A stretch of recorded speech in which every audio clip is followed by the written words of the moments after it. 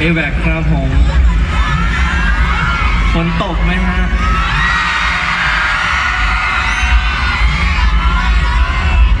เมื่อเช้ามืดมีฝนตกอยู่นิดนึงนะครับ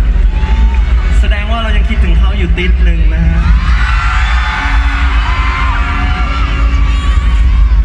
ฤดูฝนมันผ่านไปแล้วนะฮะเขาไม่กลับมาแล้วครับไม่ต้องคิดถึงแล้ว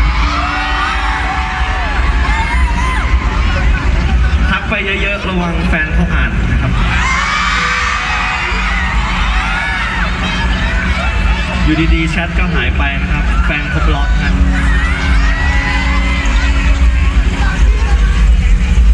ถึงฤดูฝนปีหน้าจะผ่านมาแต่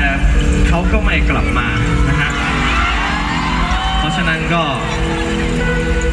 แค่คิดถึงตอนฝนตกก็พอแล้วครับ